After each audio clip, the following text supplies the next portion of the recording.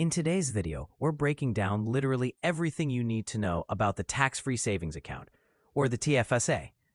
This is the most powerful financial account available to Canadians, and yet most people don't understand how it actually works. So I'm going to explain your contribution room, how to find it, what happens if you go over, what you can invest in, how withdrawals work, common mistakes, and the strategies wealthy Canadians use to grow their money tax-free. By the end of this video, you'll know exactly how to use your TFSA to build real wealth. Let's start with the basics. The TFSA stands for Tax-Free Savings Account, but it's actually not just a savings account. The name is honestly confusing. The TFSA is really a tax-free investment account. You can hold investments like ETFs, stocks, bonds, GICs, high-interest savings ETFs, index funds, and more. And the best part? Any money you make inside a TFSA is completely tax-free. Your growth is tax-free. Your withdrawals are tax-free. Your profits are tax-free. And the government never touches a dollar of what you earn. If your TFSA can grow from $5,000 to $50,000, you keep every penny. If your ETFs pay you dividends, you keep all of it. If your stocks go up and you sell for profit, you keep all of it. No tax on capital gains. No dividend tax, nothing. This is why the TFSA is one of the strongest wealth-building tools in the country. Next, let's talk about contribution room, because this is the most important part. Your TFSA contribution room is the total amount you're allowed to deposit into your TFSA across your entire life. It's not based on your income. It doesn't matter if you made $0 this year or $100,000. Everyone in Canada gets the same TFSA room. Your room starts building from the year you turn 18, and it increases every single year, even if you've never opened a TFSA before. Here are the yearly TFSA limits from 2009 all the way to 2025. 2009, $5,000. 2010, $5,000. 2011, $5,000. 2012, $5,000. 2013, $5,500. 2014, $5,500. 2015, $10,000. 2016, $5,500. 2017, $5,500. 2018, $5,500. 2019, $6,000. 2020, $6,000, 2021, $6,000, 2022, $6,000, 2023, $6,500, 2024, $7,000, 2025, $7,000. If you are 18 or older in 2009 and never contributed, your total room in 2025 would be $102,000. But if you turn 18 later, your room only starts from that year. Now, how do you check your TFSA contribution room? There are two ways. First, you can look at your CRA My Account. Under the TFSA section, the CRA will show your contribution room, withdrawals, and contributions for the past years. This is useful, but there's a catch. The CRA is always behind. Your bank or brokerage only reports contributions at the end of the year. So if you rely only on the CRA number, you might accidentally over-contribute.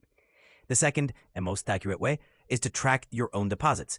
Write down every deposit you make into your TFSA. Every withdrawal will make, and the year it happened. If you track it yourself, you will never go over the limit. Now let's talk about one of the most misunderstood parts of the TFSA. What happens when you withdraw money?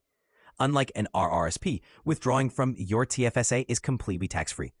You can take your money out at any time, for any reason, and you won't pay a single dollar in tax. But there is one rule you need to understand. If you withdraw money from your TFSA, you do not get that contribution room back until the next calendar year, on January 1st. But here's an example. Let's say you withdraw $5,000 in July of 2025. You cannot deposit at $5,000 back into your TFSA until January 1st, 2026.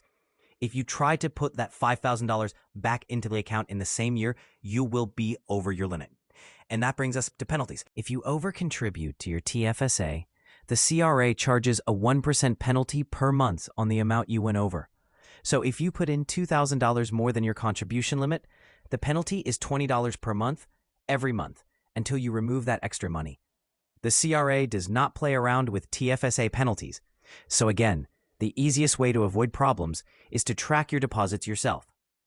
Now let's go over what you can actually invest in inside a TFSA. A lot of people think a TFSA is just a savings account, and that's a massive mistake. A TFSA is meant for investing. You can hold ETFs, Canadian stocks, US stocks, bonds, GICs, mutual funds, index funds, high interest savings ETFs, and even crypto if you use a TFSA approved crypto platform. Most Canadians use their TFSA for ETFs because it's simple and grows consistently over time. So what should you put in your TFSA? The TFSA is the best place for growth investments. Anything that grows a lot over time is perfect for this account. That includes dividend ETFs, broad market index ETFs, long-term stocks, and even swing trades. The reason is simple. The more your investments grow, the more taxes you save, because you won't pay any. Now let's talk about TFSA strategies, because this is where you can really win. Wealthy Canadians typically follow a few simple rules. Number 1, they max out their TFSA every year. Even if you can't max it out right now, always try to put something in. Number 2, they put growth investments inside the TFSA. Some people put GICs inside their TFSA, which isn't bad, but it wastes the tax-free potential. Number 3, they avoid day trading inside the TFSA. Day trading can be considered business activity by the CRA, and they could tax their profits. Long-term investing and swing trading are fine. Just don't day trade every single day. Number 4, they automate contributions. Whether it's $50 a month or $500, consistency beats everything. And number 5, they treat the TFSA as a long-term wealth bucket. The longer your money stays invested, the more it compounds tax-free. Let's quickly break down some simple examples, for this is easy to understand. Example 1. You invest $10,000 into an ETF that returns 7% per year. In 30 years, that $10,000 becomes $76,000, completely tax-free. Example 2. You invest $5,000 into a 4% dividend ETF. That pays you $200 per year, tax-free. If you reinvest those dividends, the snowball becomes massive over time. Example 3.